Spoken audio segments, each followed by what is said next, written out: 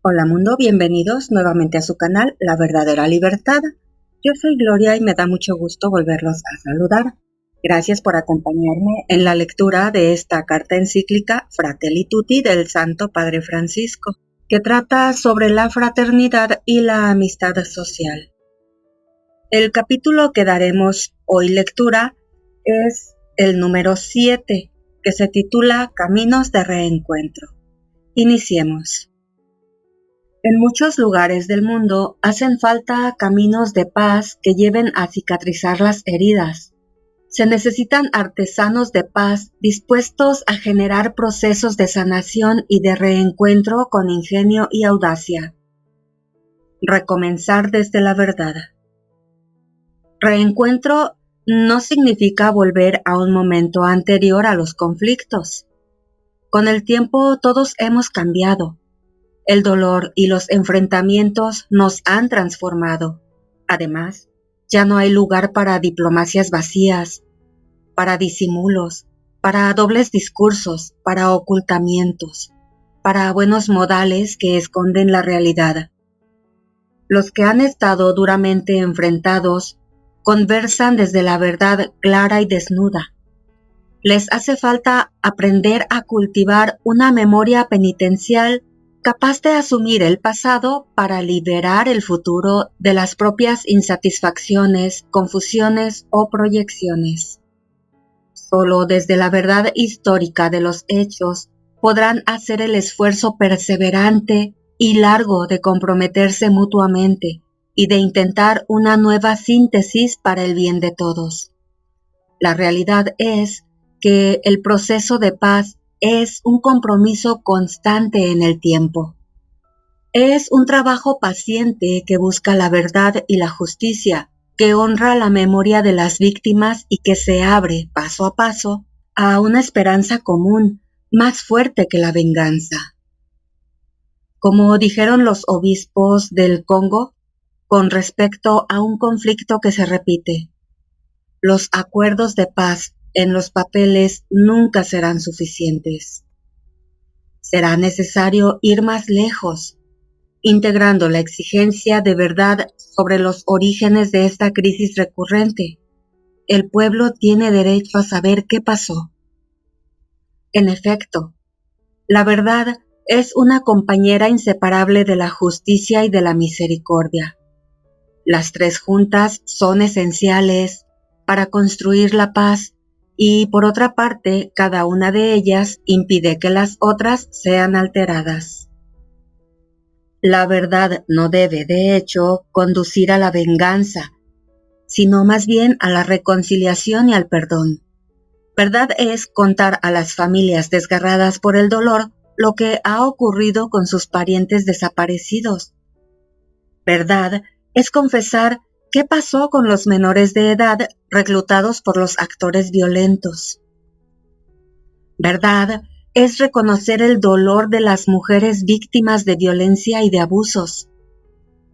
Cada violencia cometida contra un ser humano es una herida en la carne de la humanidad. Cada muerte violenta nos disminuye como personas. La violencia engendra violencia. El odio engendra más odio y la muerte más muerte. Tenemos que romper esa cadena que se presenta como ineludible. La arquitectura y la artesanía de la paz. El camino hacia la paz no implica homogeneizar la sociedad, pero sí nos permite trabajar juntos. Puede unir a muchos en pos de búsquedas comunes donde todos ganan. Frente a un determinado objetivo común, se podrán apartar diferentes propuestas técnicas, distintas experiencias y trabajar por el bien común. Es necesario tratar de identificar bien los problemas que atraviesa una sociedad para aceptar que existen diferentes maneras de mirar las dificultades y de resolverlas. El camino hacia una mejor convivencia implica siempre reconocer la posibilidad de que el otro aporte una perspectiva legítima, al menos en parte, algo que puede ser rescatado, aun cuando se haya equivocado o cuando haya actuado mal. porque nunca se debe encasillar al otro por lo que pudo decir o hacer, sino que debe ser considerado por la promesa que lleva dentro de él, promesa que deja un resquicio de esperanza. Como enseñaron los obispos de Sudáfrica, la verdadera reconciliación se alcanza de manera proactiva, formando una nueva sociedad basada en el servicio a los demás, más que en el deseo de dominar. Una sociedad basada en compartir con otros lo que uno posee, más que en la lucha egoísta de cada uno por la mayor riqueza posible. Una sociedad en la que el valor de estar juntos como seres humanos es definitivamente más importante que cualquier grupo menor, sea este la familia, la nación, la raza o la cultura. Los obispos de Corea del Sur señalaron que una verdadera paz solo puede lograrse cuando luchamos por la justicia a través del diálogo, persiguiendo la reconciliación y el desarrollo mutuo. El esfuerzo duro por superar lo que nos divide, sin perder la identidad de cada uno, supone que en todos permanezca vivo un básico sentimiento de pertenencia, porque nuestra sociedad gana cuando cada persona, cada grupo social, se siente verdaderamente de casa. En una familia, los padres, los abuelos, los hijos son de casa. Ninguno está excluido.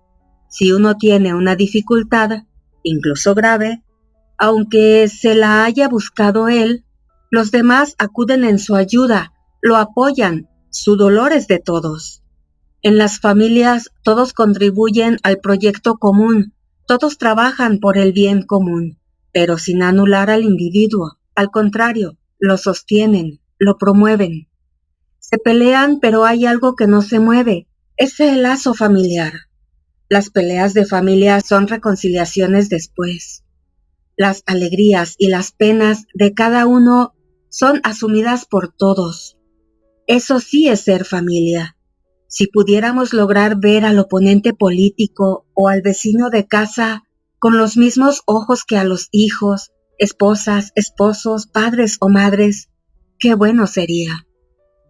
¿Amamos nuestra sociedad o sigue siendo algo lejano, algo anónimo que no nos involucra, que no nos mete, no nos compromete? Muchas veces es muy necesario negociar y así desarrollar cauces concretos para la paz.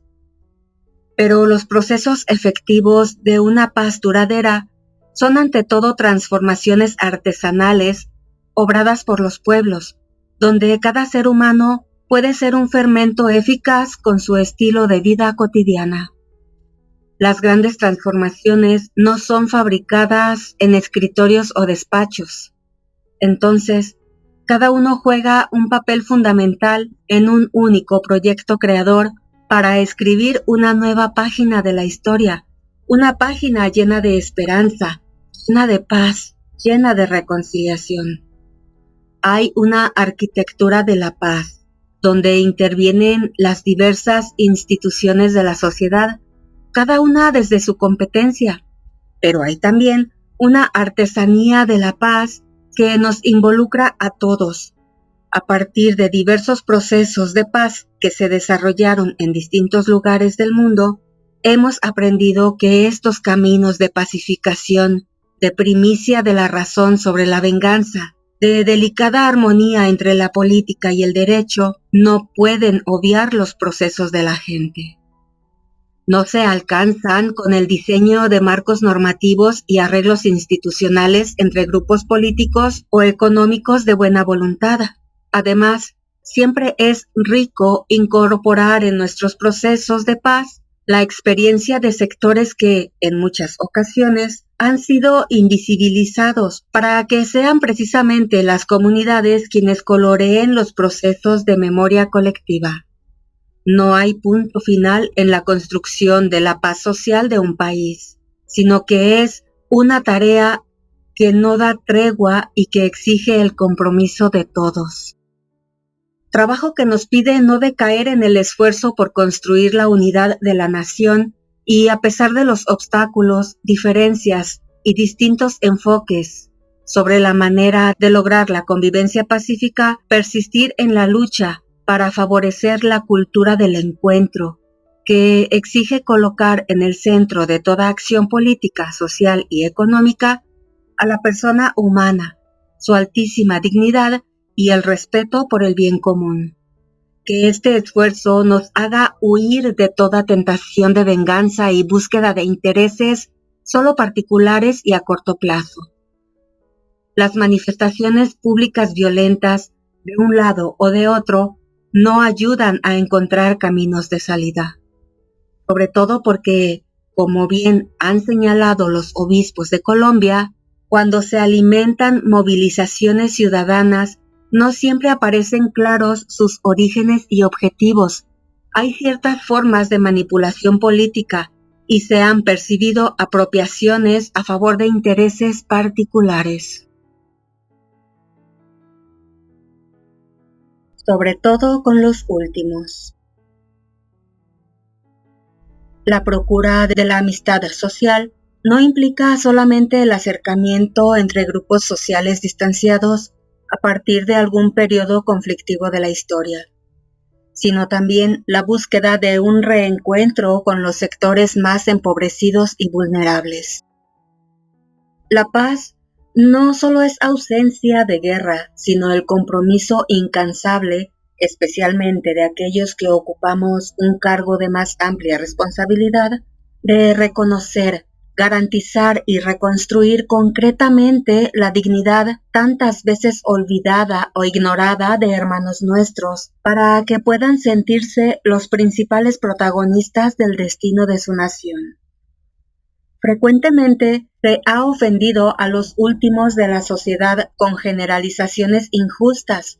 Si a veces los más pobres y los descartados reaccionan con actitudes que parecen antisociales, es importante entender que muchas veces esas reacciones tienen que ver con una historia de menosprecio y de falta de inclusión social.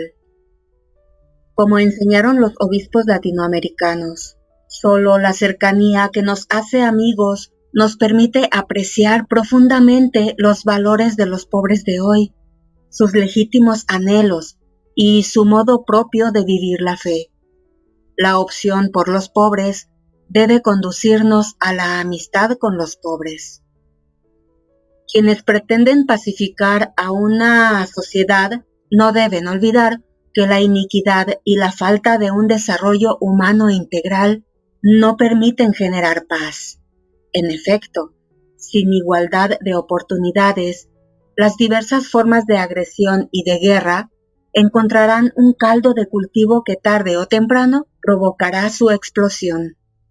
Cuando la sociedad, local, nacional o mundial, abandona en la periferia una parte de sí misma, no habrá programas políticos ni recursos policiales o de inteligencia que puedan asegurar indefinidamente la tranquilidad. Si hay que volver a empezar, siempre será desde los últimos. El valor y el sentido del perdón. Algunos prefieren no hablar de reconciliación porque entienden que el conflicto, la violencia y las rupturas son parte del funcionamiento normal de una sociedad. De hecho, en cualquier grupo humano hay luchas de poder más o menos sutiles entre distintos sectores.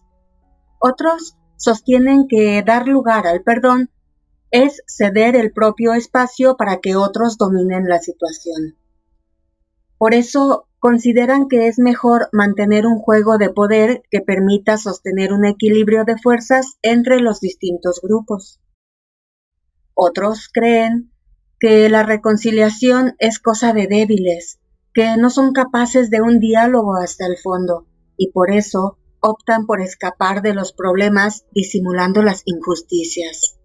Incapaces de enfrentar los problemas, eligen una paz aparente. El conflicto inevitable. El perdón y la reconciliación son temas fuertemente acentuados en el cristianismo y de diversas formas en otras religiones. El riesgo está en no comprender adecuadamente las convicciones creyentes y presentarlas de tal modo que terminen alimentando el fatalismo, la inercia o la injusticia, o por otro lado, la intolerancia y la violencia.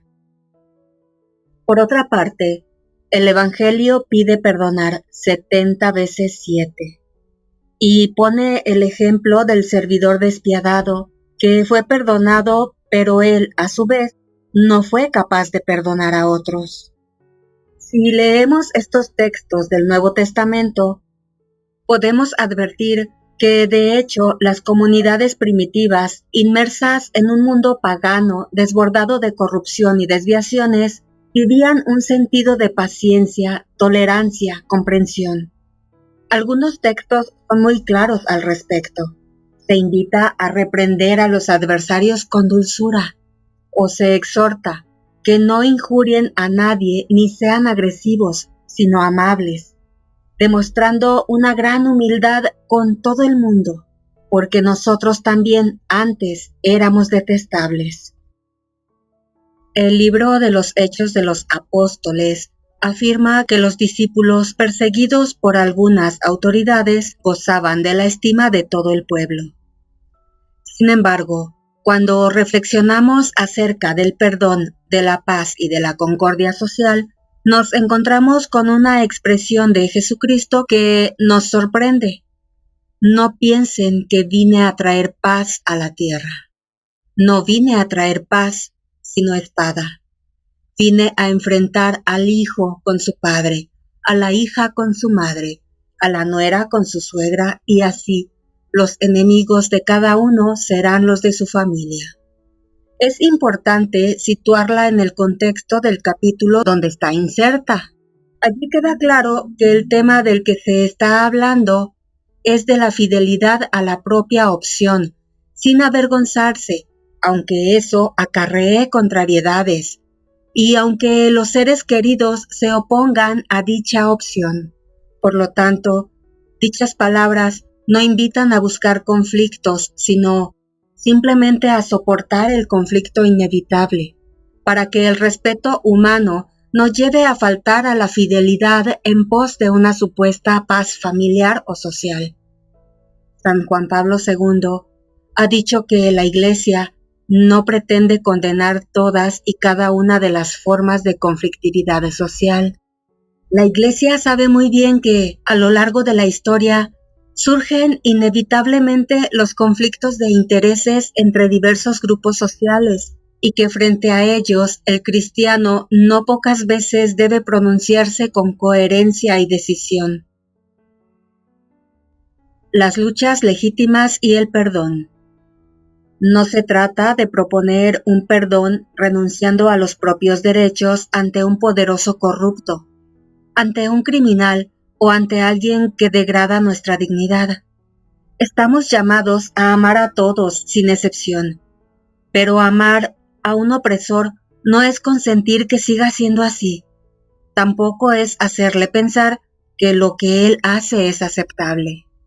Al contrario, amarlo bien es buscar de distintas maneras que deje de oprimir, es quitarle ese poder que no sabe utilizar y que lo desfigura como ser humano.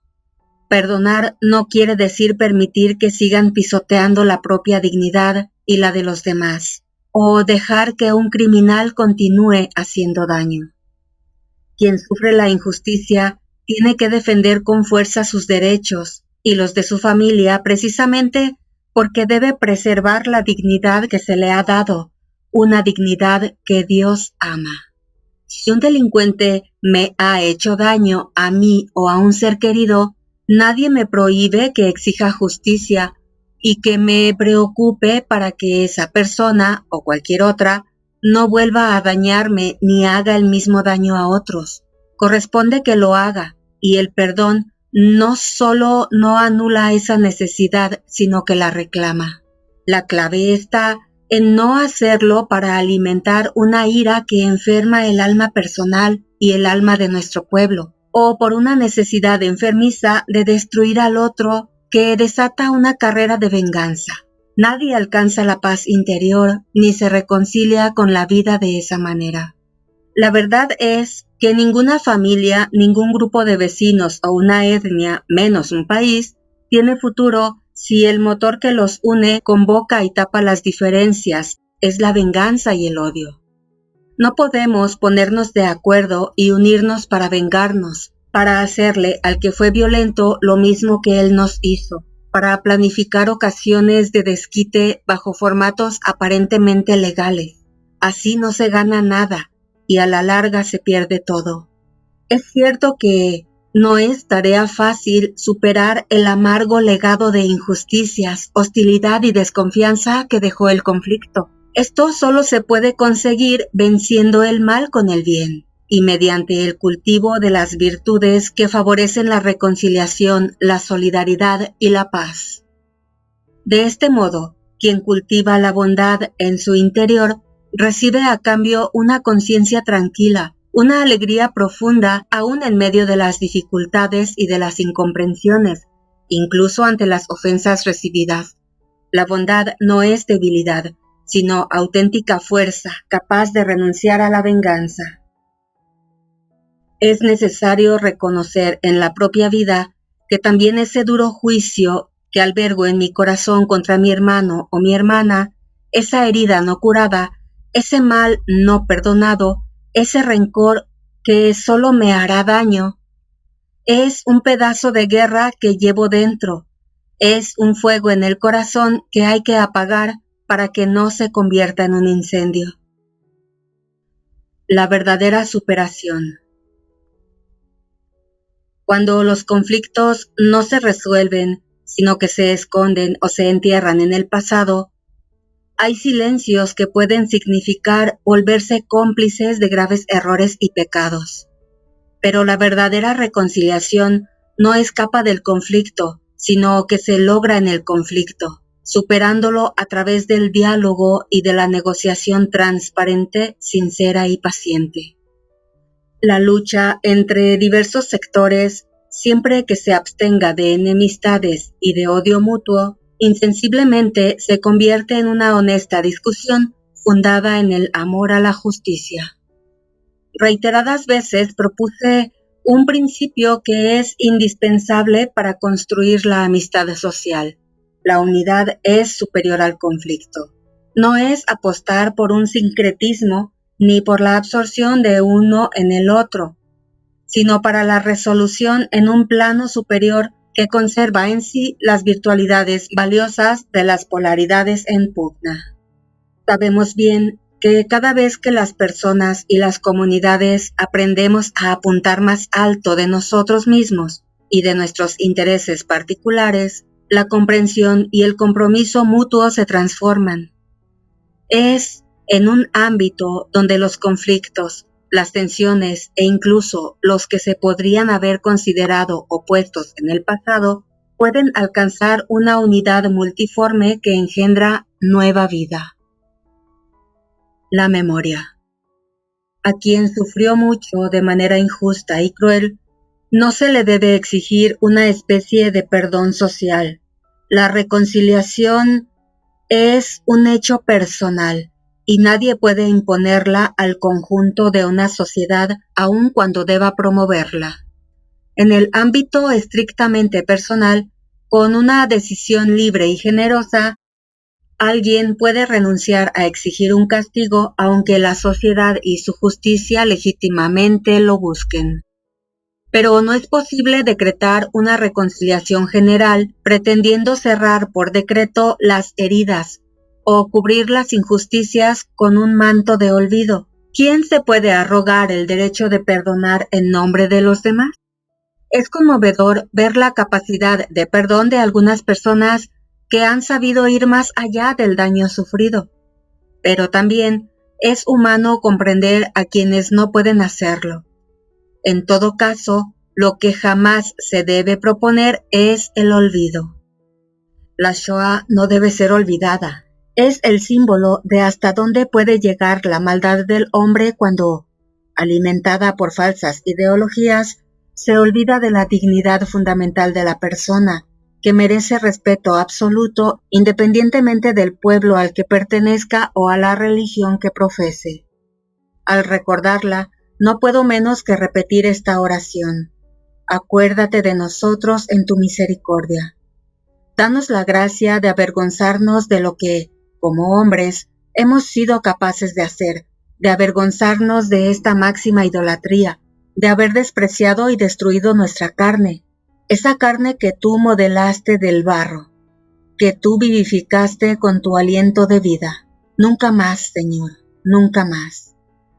No deben olvidarse los bombardeos atómicos a Hiroshima y Nagasaki.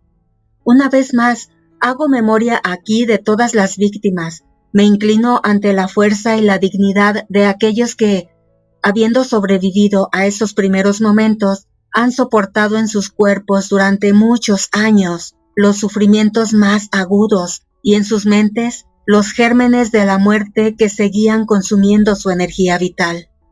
No podemos permitir que las actuales y nuevas generaciones pierdan la memoria de lo acontecido, esa memoria que es garante y estímulo para construir un futuro más justo y más fraterno. Tampoco deben olvidarse las persecuciones, el tráfico de esclavos y las matanzas étnicas que ocurrieron y ocurren en diversos países y tantos otros hechos históricos que nos avergüenzan de ser humanos. Deben ser recordados siempre una y otra vez sin cansarnos ni anestesiarnos.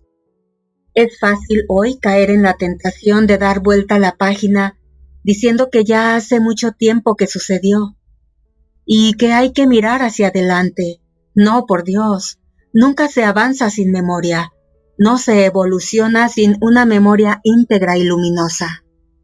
Necesitamos mantener viva la llama de la conciencia colectiva, testificando a las generaciones venideras el horror de lo que sucedió, que despierta y preserva de esta manera el recuerdo de las víctimas, para que la conciencia humana se fortalezca cada vez más contra todo deseo de dominación y destrucción. Lo necesitan más las víctimas, personas, grupos sociales o naciones, para no ceder a la lógica que lleva a justificar las represalias y cualquier tipo de violencia en nombre del enorme mal que han sufrido. Por esto no me refiero solo a la memoria de los horrores, sino también al recuerdo de quienes, en medio de un contexto envenenado y corrupto, fueron capaces de recuperar la dignidad y con pequeños o grandes gestos optaron por la solidaridad, el perdón, la fraternidad. Es muy sano hacer memoria del bien. Perdón sin olvidos. El perdón no implica olvido. Decimos más bien que cuando hay algo que de ninguna manera puede ser negado, relativizado o disimulado, sin embargo, podemos perdonar. Cuando hay algo que jamás debe ser tolerado, justificado o excusado, sin embargo, podemos perdonar. Cuando hay algo que por ninguna razón debemos permitirnos olvidar, sin embargo, podemos perdonar. El perdón libre y sincero es una grandeza que refleja la inmensidad del perdón divino. Si el perdón es gratuito, entonces puede perdonarse aún a quien se resiste al arrepentimiento y es incapaz de pedir perdón. Los que perdonan de verdad no olvidan, pero renuncian a ser poseídos por esa misma fuerza destructora que los ha perjudicado. Rompen el círculo vicioso, frenan el avance de las fuerzas de la destrucción. Deciden no seguir inoculando en la sociedad la energía de la venganza, que tarde o temprano termina recayendo una vez más sobre ellos mismos. Porque la venganza nunca sacia verdaderamente la insatisfacción de las víctimas. Hay crímenes tan horrendos y crueles que hacer sufrir a quien los cometió no sirve para sentir que se ha reparado el daño. Ni siquiera bastaría matar al criminal, ni se podrían encontrar torturas que se equiparen a lo que pudo haber sufrido la víctima. La venganza no resuelve nada. Tampoco estamos hablando de impunidad, pero la justicia solo se busca adecuadamente por amor a la justicia misma, por respeto a las víctimas, para prevenir nuevos crímenes y en orden a preservar el bien común, no como una supuesta descarga de la propia ira. El perdón es precisamente lo que permite buscar la justicia sin caer en el círculo vicioso de la venganza ni en la injusticia del olvido. Cuando hubo injusticias mutuas, cabe reconocer con claridad que pueden no haber tenido la misma gravedad o que no sean comparables. La violencia ejercida desde las estructuras y el poder del Estado no está en el mismo nivel de la violencia de grupos particulares. De todos modos, no se puede pretender que solo se recuerden los sufrimientos injustos de una sola de las partes. Como enseñaron los obispos de Croacia, nosotros debemos a toda víctima inocente el mismo respeto. No puede haber aquí diferencias racionales, confesionales, nacionales o políticas. Pido a Dios que prepare nuestros corazones al encuentro con los hermanos, más allá de las diferencias de ideas, lengua, cultura, religión. Que unja todo nuestro ser con el aceite de la misericordia que cura las heridas de los errores, de las incomprensiones, de las controversias. La gracia de enviarnos con humildad y mansedumbre a los caminos arriesgados pero fecundos de la búsqueda de la paz. La guerra y la pena de muerte. Hay dos situaciones extremas que pueden llegar a presentarse como soluciones en circunstancias particularmente dramáticas, sin advertir que son falsas respuestas que no resuelven los problemas que pretenden superar y que en definitiva no hacen más que agregar nuevos factores de destrucción en el tejido de la sociedad nacional y universal. Se trata de la guerra y de la pena de muerte.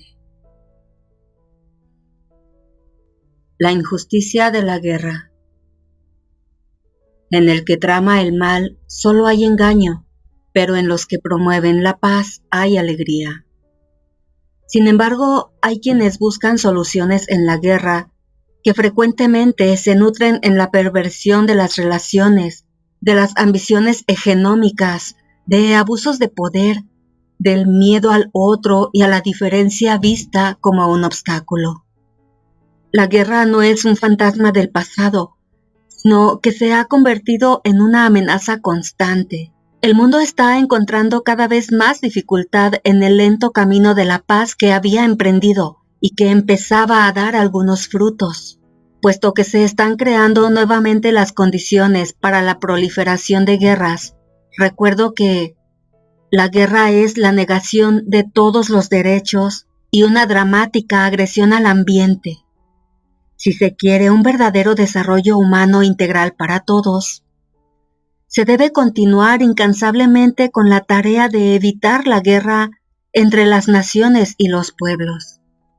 Para tal fin, hay que asegurar el imperio incontestado del derecho y el infatigable recurso a la negociación, a los buenos oficios y al arbitraje, como propone la Carta de las Naciones Unidas, verdadera norma jurídica fundamental.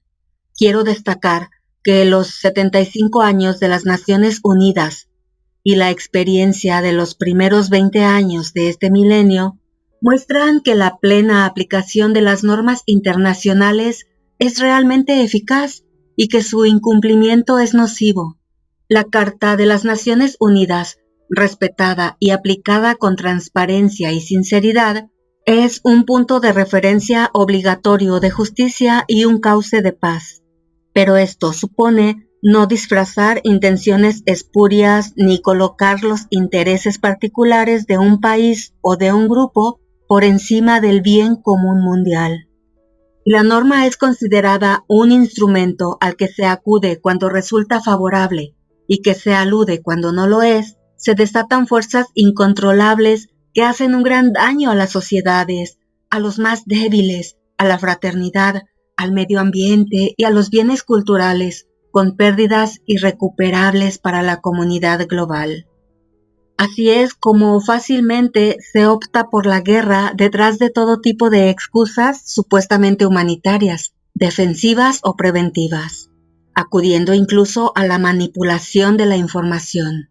De hecho, en las últimas décadas, todas las guerras han sido pretendidamente justificadas. El Catecismo de la Iglesia Católica habla de la posibilidad de una legítima defensa mediante la fuerza militar, que supone demostrar que se dan algunas condiciones rigurosas de legitimidad moral. Pero finalmente se cae en una interpretación demasiado amplia de este posible derecho. Así se quieren justificar indebidamente aún ataques preventivos o acciones bélicas que difícilmente no entrañen males y desórdenes más graves que el mal que se pretende eliminar. La cuestión es que, a partir del desarrollo de las armas nucleares, químicas y biológicas, y de las enormes y crecientes posibilidades que brindan las nuevas tecnologías, se dio a la guerra un poder destructivo fuera de control, que afecta a muchos civiles inocentes. Es verdad que nunca la humanidad tuvo tanto poder sobre sí misma y nada garantiza que vaya a utilizarlo bien. Entonces, ya no podemos pensar en la guerra como solución, debido a que los riesgos probablemente siempre serán superiores a la hipotética utilidad que se le atribuya. Ante esta realidad, hoy es muy difícil sostener los criterios racionales madurados en otros siglos para hablar de una posible guerra justa. Nunca más la guerra. Es importante agregar que con el desarrollo de la globalización, lo que puede aparecer como una solución inmediata o práctica para un lugar de la Tierra, desata una cadena de factores violentos muchas veces subterráneos, que termina afectando a todo el planeta y abriendo camino a nuevas y peores guerras futuras. En nuestro mundo ya no hay solo pedazos de guerra en un país o en otro, sino que se vive una guerra mundial a pedazos, porque los destinos de los países están fuertemente conectados entre ellos en el escenario mundial. Como decía San Juan 23, resulta un absurdo sostener que la guerra es un medio apto para resarcir el derecho violado. Lo afirmaba en un periodo de fuerte tensión internacional, y así expresó el gran anhelo de paz que se difundía en los tiempos de la Guerra Fría. Reforzó la convicción de que las razones de la paz son más fuertes que todo cálculo de intereses particulares y que toda confianza en el uso de las armas. Pero no se aprovecharon adecuadamente las ocasiones que ofrecía el final de la Guerra Fría por la falta de una visión de futuro y de una conciencia compartida sobre nuestro destino común. En cambio, se cedió a la búsqueda de intereses particulares sin hacerse cargo del bien común universal. Así, volvió a abrirse camino el engañoso espanto de la guerra. Toda guerra deja al mundo peor que como lo había encontrado. La guerra es un fracaso de la política y de la humanidad, una claudicación vergonzosa, una derrota frente a las fuerzas del mal. No nos quedemos en discusiones teóricas, tomemos contacto con las heridas, toquemos la carne de los perjudicados. Volvamos a contemplar a tantos civiles masacrados como daños colaterales. Preguntemos a las víctimas, prestemos atención a los prófugos, a los que sufrieron la radiación atómica o a los ataques químicos, a las mujeres que perdieron sus hijos, a los niños mutilados o privados de su infancia. Prestemos atención a la verdad de esas víctimas de la violencia. Miremos la realidad desde sus ojos y escuchemos sus relatos con el corazón abierto. Así podremos reconocer el abismo del mal en el corazón de la guerra y no nos perturbará que nos traten de ingenuos por elegir la paz. Las normas tampoco serán suficientes si se piensa que la solución a los problemas actuales está en disuadir a otros a través del miedo, amenazando con el uso de armas nucleares, químicas o biológicas. porque si se tienen en cuenta las principales amenazas a la paz y a la seguridad con sus múltiples dimensiones en este mundo multipolar del siglo XXI, tales como, por ejemplo, el terrorismo, los conflictos asimétricos, la seguridad informática, los problemas ambientales, la pobreza, surgen no pocas dudas acerca de la inadecuación de la disuasión nuclear para responder eficazmente a estos retos. Estas preocupaciones son aún más consistentes si tenemos en cuenta las catastróficas consecuencias humanitarias y ambientales derivadas de cualquier uso de las armas nucleares con devastadores efectos indiscriminados e incontrolables en el tiempo y el espacio. Debemos preguntarnos cuánto sea sostenible un equilibrio basado en el miedo, cuando en realidad tiende a aumentarlo, a socavar las relaciones de confianza entre los pueblos. La paz y la estabilidad internacional no pueden basarse en una falsa sensación de seguridad, en la amenaza de la destrucción mutua o de la aniquilación total, en el simple mantenimiento de un equilibrio de poder. En este contexto, el objetivo último de la eliminación total de las armas nucleares se convierte tanto en un desafío como en un imperativo moral y humanitario. El aumento de la interdependencia y la globalización comportan que cualquier respuesta que demos a la amenaza de las armas nucleares deba ser colectiva y concertada, basada en la confianza mutua. Esta última se puede construir solo a través de un diálogo que esté sinceramente orientado hacia el bien común y no hacia la protección de intereses encubiertos y particulares. Y con el dinero que se usa en armas y otros gastos militares, constituyamos un fondo mundial para acabar de una vez con el hambre y para el desarrollo de los países más pobres, de tal modo que sus habitantes no acudan a soluciones violentas o engañosas, ni necesiten abandonar sus países para buscar una vida más digna. La pena de muerte. Hay otra manera de hacer desaparecer al otro, que no se dirige a países, sino a personas. Es la pena de muerte. San Juan Pablo II declaró de manera clara y firme que esta es inadecuada en el ámbito moral y ya no es necesaria en el ámbito penal. No es posible pensar en una marcha atrás con respecto a esta postura. Hoy decimos con claridad que la pena de muerte es inadmisible y la Iglesia se compromete con determinación para proponer que sea abolida en todo el mundo. En el Nuevo Testamento, al tiempo que se pide a los particulares no tomar la justicia por cuenta propia, se reconoce la necesidad de que las autoridades impongan penas a los que obran el mal. En efecto, la vida en común, estructurada en torno a comunidades organizadas, necesita maneras de convivencia cuya libre violación requiere una respuesta adecuada. Esto implica que la autoridad pública legítima pueda y deba conminar penas proporcionadas a la gravedad de los delitos, y que se garantice al Poder Judicial la independencia necesaria en el ámbito de la ley. Desde los primeros siglos de la Iglesia, algunos se manifestaron claramente contrarios a la pena capital. Por ejemplo, Lactanciano sostenía que no hay que hacer ninguna distinción, siempre será crimen matar a un hombre. El Papa Nicolás I exhortaba: esfuércense por liberar de la pena de muerte no solo a cada uno de los inocentes, sino también a todos los culpables. Con ocasión del juicio contra unos homicidas que habían asesinado a 2 sacerdotes, San Agustín pedía al juez que no quitara la vida a los asesinos y lo fundamentaba de esta manera: con esto no impedimos que se reprima la licencia criminal de esos malhechores.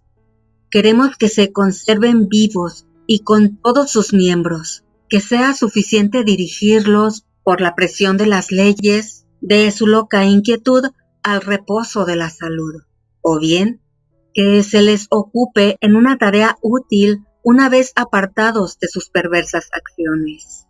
También esto se llama condena, pero todos entenderán que se trata de un beneficio más bien que de un suplicio, al ver que no se suelta la rienda a su audacia para dañar, ni se les impide la medicina del arrepentimiento. Encolerízate contra la iniquidad de modo que no te olvides de la humanidad. No satisfagas contra las atrocidades de los pecadores un apetito de venganza, sino más bien haz intención de curar las llagas de esos pecadores. Los miedos y los rencores fácilmente llevan a entender las penas de una manera vindicativa, cuando no cruel, en lugar de entenderlas como parte de un proceso de sanación y de reinserción en la sociedad. Hoy, tanto por parte de algunos sectores de la política como por parte de algunos medios de comunicación, se incita algunas veces a la violencia y a la venganza, pública y privada, no solo contra quienes son responsables de haber cometido delitos, sino también contra quienes cae la sospecha, fundada o no, de no haber cumplido la ley. Existe la tendencia a construir deliberadamente enemigos, figuras estereotipadas que concentran en sí mismas todas las características que la sociedad percibe o interpreta como peligrosas. Los mecanismos de formación de estas imágenes son los mismos que, en su momento, permitieron la expansión de las ideas racistas. Esto ha vuelto particularmente riesgosa la costumbre creciente que existe en algunos países de acudir a prisiones preventivas, a reclusiones sin juicio y especialmente a la pena de muerte. Quiero remarcar que es imposible imaginar que hoy los estados no puedan disponer de otro medio que no sea la pena capital para defender la vida de otras personas del agresor injusto. Particular gravedad tienen las así llamadas ejecuciones extrajudiciales o extralegales, que son homicidios deliberados cometidos por algunos estados o por sus agentes, que a menudo se hacen pasar como enfrentamientos con delincuentes o son presentados como consecuencias no deseadas del uso razonable, necesario y proporcional de la fuerza para hacer aplicar la ley. Los argumentos contrarios a la pena de muerte son muchos y bien conocidos. La Iglesia ha oportunamente destacado algunos de ellos, como la posibilidad de la existencia del error judicial y el uso que hacen de ello los regímenes totalitarios y dictatoriales, que la utilizan como instrumento de supresión de la disidencia política o de persecución de las minorías religiosas y culturales, todas víctimas que para sus respectivas legislaciones son delincuentes. Todos los cristianos y los hombres de buena voluntad están llamados, por lo tanto, a luchar no solo por la abolición de la pena de muerte, legal o ilegal que sea, y en todas sus formas, sino también con el fin de mejorar las condiciones carcelarias, en el respeto a la dignidad humana de las personas privadas de libertad. Y esto yo lo relaciono con la cadena perpetua. La cadena perpetua es una pena de muerte oculta. Recordemos que ni siquiera el homicida pierde su dignidad personal y Dios mismo lo hace su garante. El firme rechazo de la pena de muerte muestra hasta qué punto es posible reconocer la inalienable dignidad de todo ser humano y aceptar que tenga un lugar en este universo, ya que si no se lo niego al peor de los criminales, no se lo negaré a nadie. Daré a todos la posibilidad de compartir conmigo este planeta a pesar de lo que pueda separarnos. A los cristianos que dudan y se sienten tentados a ceder ante cualquier forma de violencia, los invito a recordar aquel anuncio del libro de Isaías: con sus espadas forjarán arados. Para nosotros, esa profecía toma carne en Jesucristo, que frente a un discípulo cebado por la violencia, dijo con firmeza: «Vuelve tu espada a su lugar, pues todos los que empuñan espada a espada morirán». No era un eco de aquella antigua advertencia: pediré cuentas al ser humano por la vida de su hermano.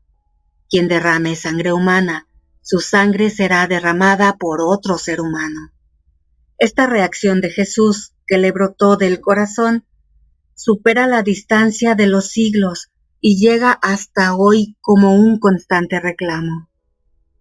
Aquí termina el capítulo 7, titulado Caminos de Reencuentro. En el siguiente video vamos a dar lectura al capítulo 8, titulado Las revelaciones al servicio de la fraternidad en el mundo. Gracias a todos por acompañarme en esta lectura. Los espero en el siguiente video para continuar con la lectura de esta carta encíclica titulada Fratelli Tutti del Santo Padre Francisco. Sigamos leyendo y aprendiendo juntos. Hasta la próxima.